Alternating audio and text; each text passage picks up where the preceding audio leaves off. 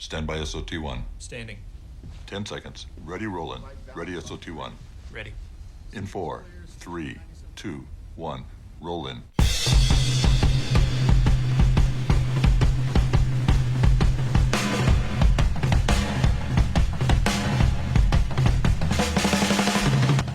From legendary Uncle Studios in beautiful Southern California, welcome to another edition of Work Comp Matters, the central location for you employees, you employers, and of course, we haven't forgotten about you damn independent contractors. And now, here's this week's edition of Work Comp Matters.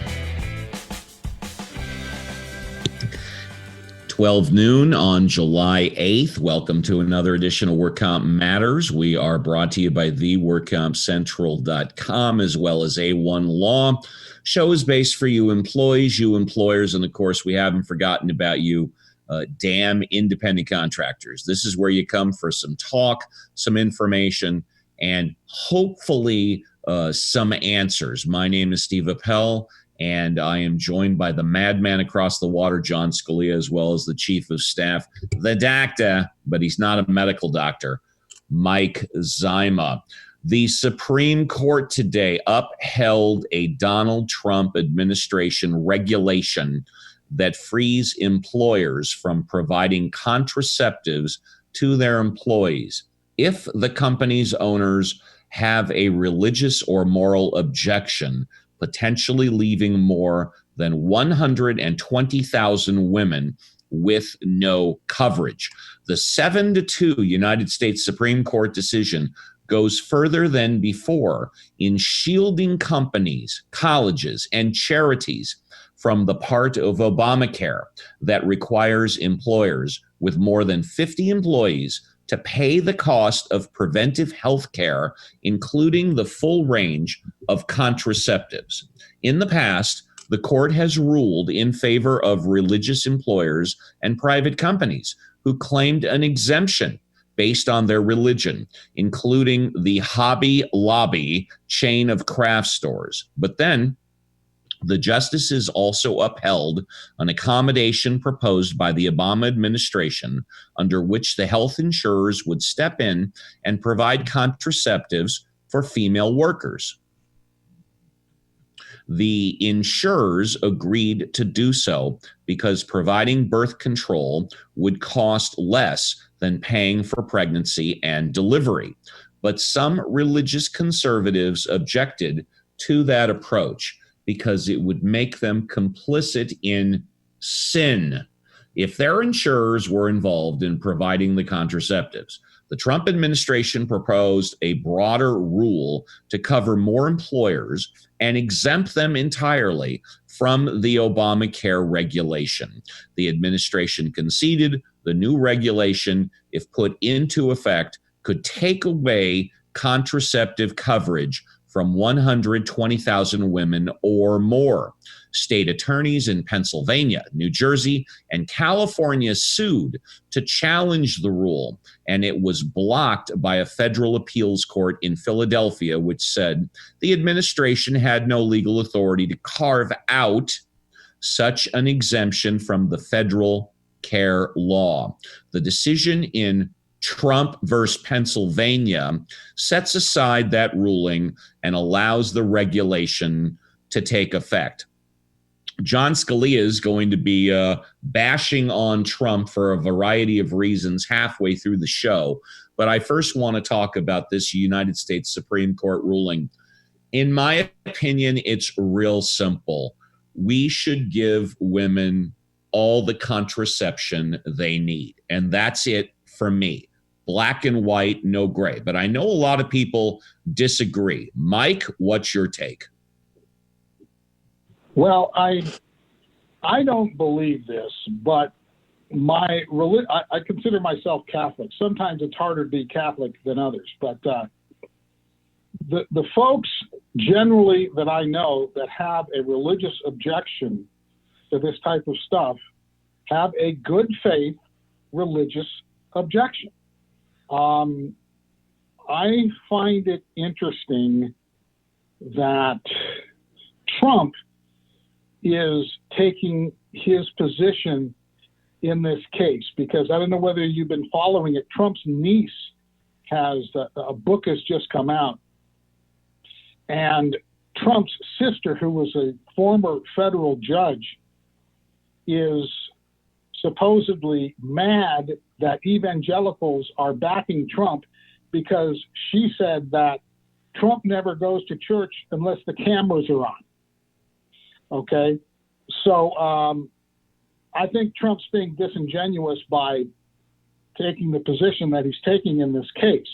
However, the religious folks that I know that have problems with this, they really believe this.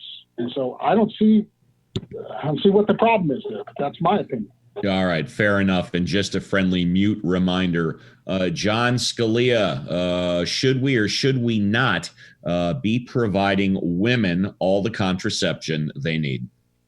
Well, that's actually the wrong question. The question is not should we or should we not be providing them. The real question to be answered, and unfortunately the Supreme Court gave the wrong one, is if you're rich enough to own a business, do you have the right to impose your religious beliefs on your employees? What kind of system says that when just because you're rich enough to own a business, your religious beliefs somehow become mandated for all your employees? No offense, but that's crazy. John, none offense taken. We go from Washington, D.C., now arguably to the center of the world, New York City. New York Mayor Bill de Blasio unveiled a plan today to reopen the nation's largest school district this fall with a mix of online learning and in-person instruction, with most children going to school buildings for 2 or 3 days a week and learning online the other weekdays. Mayor de Blasio said the plan would balance the safety of students and staff with the need for academic progress. Whatever we do has to be first and foremost seen through the prism of health and safety. Chancellor Richard Carranza said schools will require face coverings for all, with a few exceptions for children who have reasons not to use them, and the district would provide them for any student or staff member who needs supplies. He said there will be fewer students in each classroom to allow for social distancing, with optimal class sizes of 9 to 12 students. Boy, I think the LAUSD here in beautiful Southern California is the second largest school district. And we fight hard enough just to get 24 students in a class. I don't know how LAUSD is going to be able to do it from 9 to 12. Mike Zyma, I think you're going to be a grandfather in a couple of years or whatnot. I don't think you're one now. Maybe I'm wrong. What do you think about students going back to school at the end of the year in wearing masks and such like that? Well, for the record, the good Lord willing, I will be a grandparent in a little over 2 months. There you go. Congratulations, sir. Thank you. Thank you very much. It's kind of a crazy time to have a child who is pregnant in the middle of all this coronavirus stuff, but we're very thankful, and we're very thankful that she and her husband are extraordinarily careful. What my sense is of this return to school stuff, first of all, it's Trump again without a mask. Trump, he who never wears a mask, essentially trying to bully school districts across the country to open up their schools. I think that the virus is going to be Trump's undoing. I think he's fiddling while Rome is burning. And this is just another example of that. And I'm not necessarily a Trump hater. But he began to really lose me with the bleach stuff. And it's been one in a series of, what did he say? What are you talking about? How come you're not wearing a mask? Yada, yada, yada. And the schools are just another example of that. I'm just happy that our kids are out of school. That's my opinion. All right, Mike, thank you very much. And another mute reminder, John. I was John. I was going to give you a lead in, my man. Hang on. Okay, John, you're out there in Munich, Germany. We've spoken many times how the population in Munich is more compliant than the wild, wild west in the United States. What's happening with elementary schools, K through 12, or whatever they do in Germany, reopening and online, partially wearing masks? What do you know, and what do you think? Well, I think they're reopening, but I can check. But what I want to comment on what's going on in New York and in America, because as you know, I'm the only guy who represented the LA Unified School District on the broadcast. And even though I hate teachers' unions for a variety of reasons. That's right, John. Mike and I represent teachers who filed work comp claims against the school district. But go ahead. Right. Yep. And I've represented the school district. And I've also represented some teachers, by the way. But by and large, I spent a long time representing the school district. But what I'm going to say is this, and that is that, the union is going to have something to say about this, because I'm sure I know they have a strong teachers union in New York City, too. And the thing that everybody's focusing on, well, what about the kids? No. I mean, yeah, the kids actually probably are way less risk than the teachers. I mean, when you represent school districts, what you know is, because I see the claims, what you know is that kids are great germ carriers. And the germs they carry are generally, more often than not, have a really severe impact on the adults, not on the kids. So the problem is, if you're a teacher, you go back into that cauldron of germs. And I'm saying, I think the teachers union, both in New York City and in Los Angeles, are going to say, we think our teachers are going to be able to opt out on safety reasons if they want to. It'll be interesting to see. John, you're 100% correct, but I want to take that one step further. The kids are germ carriers. There's more likely that the teachers or the employees will get it through work, but then the kids go home. And if the kids clearly living with mom and dad, maybe with grandma, grandpa, uncle, or aunt, those germs are coming home. And that is clearly an issue. My name is Steve Appell. You're dialed into Work Comp Matters. We are brought to you by the workcompcentral.com. If you want the number one location for workers' compensation in both California and around the United States, check out the workcompcentral.com. They've got a free 7-day offer. And if you want to pick up their services, I have them. You should too. It's only $1 a day. Work Comp Matters is also brought to you by A1 Law, number one computer management system, 818-357-4120 for your no strings attached money back guarantee, $1 a day. A1 Law. Well, we started off the show with a brand new United States Supreme Court decision backing Donald Trump, allowing businesses on religious grounds not to have to pay for, in one fashion or another, contraceptives. We're now going to give John, the madman across the water, a couple of minutes, and he can go ahead and give the prevailing view on Donald Trump and assorted stuff. Go ahead, John. Well, the recent book has come out from Donald Trump's niece, Mary L. Trump. And what have we learned from Mary L. Trump? Well, what we've learned is that yours truly has been right on the money. Okay, turns out Mary L. Trump, who is in fact a licensed psychologist and has a PhD in psychology, has also said that her uncle is a clinical psychopath, clinical sociopath. And where have you heard that? Gee, and you've heard it for years. So there you go. We also heard from Mary Trump that Donald Trump paid someone to take his SAT exam because he's stupid. Gee, where have you heard that? If I lost 50 IQ points tomorrow, I'd probably still be smarter than Donald Trump because I don't think his is 100. But, it might be close. But anyway, the fact is that she said he paid someone and she named him. So, the news media is going to be tracking down that person. And as I have said before many a time, I don't believe the guy did any of his own classwork. He's too stupid. Now, let's get to the practical aspects of having a complete insane idiot as president of the United States. He has just notified the World Health Organization that the United States is leaving Why? Because they're under Chinese control. And what's his proof of that? Well, there really isn't any proof, because if you're insane, you don't really need any proof.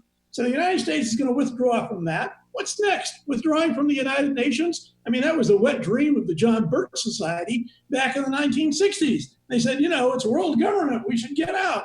And it looks like Trump is on the way to doing that.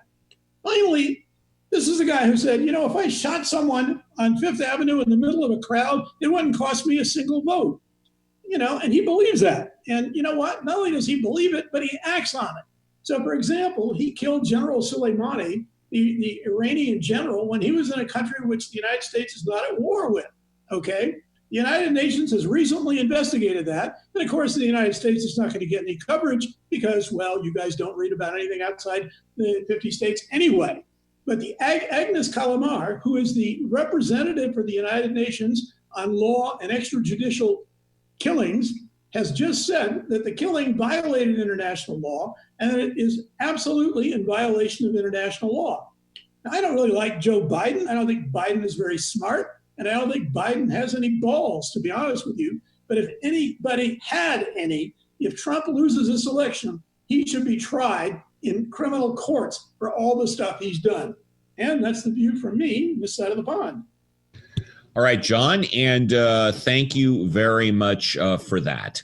I want to talk for a little bit about business interruption insurance, because it's here, it's in the news, both here in the United States and across the pond. Circus Hotel and Casino has filed a lawsuit against AIG Specialty Insurance, alleging that AIG wrongfully denied coverage for the company's losses resulting from the COVID-19 pandemic. The lawsuit was filed in the United States District Court of Nevada. The suit makes breach of contract claims and seeks a declaration that AIG had a duty to cover its losses stemming from the pandemic. So that's business interruption here in the States. We now go across the pond. The biggest uncertainty now facing insurers is whether they will have to pay for a raft of business and interruption claims. The Bank of England said as a court prepares to rule on whether existing policies cover big losses caused by the coronavirus crisis. John Scalia, are you familiar with the Bank of England? Are they prevalent in Germany? No, they're not prevalent in Germany. The biggest bank in Germany is the bank that makes criminals possible. It's Deutsche Bank. They were that's right. They were the bank for Epstein. They were the bank for Trump. Yeah, there's some real sleazeballs working there. But no, I don't even think there is a Bank of England branch here. There's HSBC here. Got you. Mike Zima, we were talking before the show about the exclusions for business interruption insurance and how there is general boilerplate language in most policies that exclude viruses. However, it appears that what some of the attorneys are arguing is that the virus was not the cause of business interruption, but rather the government shutdown. Mike, what's your take? Well, leave it up to the attorneys to parse words, but my understanding is that there is a general exclusion in business policies that damages caused by viruses are not going to be covered. The attorneys, as I understand it, and the firms that are taking up these cases, I mean, especially locally, are saying that the damages were caused by government action rather than by the virus. But of course, the ultimate reason that the government is taking the action is because of the virus. So I don't know how these suits are going to play out. Maybe what will happen is the insurance companies will make nuisance value offers, but we do have a story in the news about a famous and probably wealthy restaurant in Berkeley filing suit in federal court on this. And basis. what's the name of the restaurant? We don't need to read the story. Just what's the name of the restaurant? Chez Panisse. Very There famous. you go. And basically, that's a business interruption lawsuit, correct? As I understand it, yes. All right, thank you. And here's another mute reminder. I want to go to John Scalia. John, when Mike, you and I were talking about this before the show, and Mike was giving the explanation, it appeared to me that your response was this claim has no chance because of the exclusion. I think the claim that the government, the losses, the business interruption was caused by the government shutdown and not by a virus, I believe it has some teeth. Now, after listening to myself, listening to Mike, do you think that that claim is a little more credible, or do you think it won't hold water? No, I don't think it'll hold water. I mean, it seems clear to me that the only reason the government acted was because of the pandemic. I mean, the pandemic caused the government action. So, it goes right back to the exclusion, the virus exclusion. I have a funny story about a coverage lawyer if you want one. Well, no, I just want to explore this by asking one more question. Let's say hypothetically that this business interruption continues until there is a cure or a serum, which arguably is not for another year. Do you think that timeline affects the validity of the exclusion at all, or maybe 3 to 5 years? Do you think that's relevant in this equation, the timeline? No. I believe when you go into business for yourself, you understand that it's not a guaranteed enterprise. I mean, that's why you decide to become an employer instead of an employee. And it's one of the risks that you assume. And employers are always fond of pointing that out when people challenge their compensation. They say, well, look at how much more money you're getting than the lowest person in your corporation. And they say, yeah, but we took all the risk. I mean, there's no telling what could happen tomorrow. Well, congratulations. Here's the risk. And I appreciate you pointing that out. Mike Zyma, take a second or two, and let's go with the next news story. I think this is an interesting one. With coronavirus cases rising, Yolo County on Tuesday passed an urgency ordinance giving county code officers the authority to fine businesses up to $10,000 for refusing to comply with state and county safety measures, including not requiring patrons to wear masks and allowing indoor dining. The ordinance, which goes into effect immediately, is the first such crackdown by a county in the Sacramento region. Quote, the recent rapid spikes necessitates an increase in enforcement, end quote, said Gary Sandy, chair of the County Board of Supervisors. The board voted 5-0 Tuesday to set up the fine system. And folks, I think this is the next shoe to drop. I think this is going to be a big deal.